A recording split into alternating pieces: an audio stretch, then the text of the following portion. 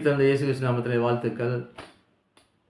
இன்று ஆண்டவர் நம்மை ஆவிக்குரிய பிரகாரமாக வழிநடத்த வல்லமையாக இருக்கிறார். ஆனாலும் அவர் என்னிலிருந்து என்னை வழிநடத்துகிற, என்னை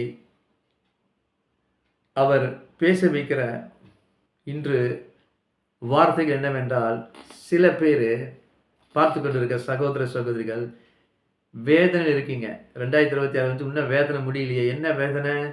அது கடன் பிரச்சனை. வருமானம் இருக்கு, தொடர்ந்து இருக்கு, நல்ல வேலை இருக்கு. ஆனால் வருமானம் பத்தலை, குடும்பத்துக்கே பத்தலை. பசங்களுடைய ஃபீஸுக்கு அவங்களுக்கு நல்ல ட்ரெஸ் வாங்கி கொடுத்து அவங்கள நல்லா போஷிக்கிறதுக்கு எனக்கு பணம் பத்தலை. இந்த கடன் பிரச்சனை எப்படி நான் தீர்ப்பேன்? இஎம்ஐ கட்டி ஆகணுமே, இன்னும் 2-3 வருஷம் அதை கட்ட வேண்டியது இருக்கு, வீட்டு கடன் இருக்கு. இப்படியாக பாரமாக வந்துடுங்க. கர்த்தர் அந்த பாரத்தை அவர் தோளில் மேலே சுமந்ததை, சிலுவையை சுமந்ததை நீங்கள் யோசித்து பாருங்க. நம்ம கஷ்டப்படணும், நீங்கள் கஷ்டப்படணும்னா அவர் சிலுவையில் சுமந்தார் இல்லை. இன்று அந்த சுமையை ஆண்டவர் உங்கள் தோளின் மேலிருந்து அவர் நீக்கி போட அவர் வல்லமையுள்ள தேவனாக இருக்க இயேசு கிறிஸ்து நாமத்தில் சொல்கிறேன். சிலர் ஒரே கன்ஃபியூஷன் ஸ்டேட்டில் இருக்கீங்க, டிப்ரெஷனாக இருக்குது, உங்களுக்கு டென்ஷனாக இருக்குது, பதட்டத்தில் இருக்கீங்க. என்ன செய்வேன்?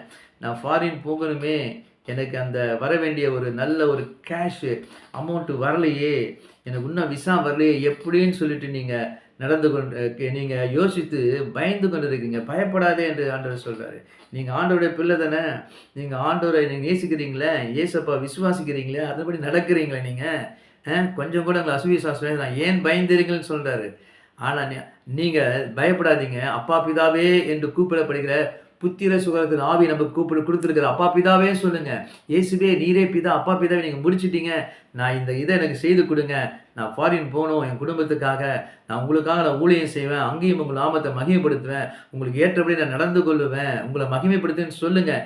உங்களுக்கு அது சாதாரண விஷயத்தில் கிடைக்கும்.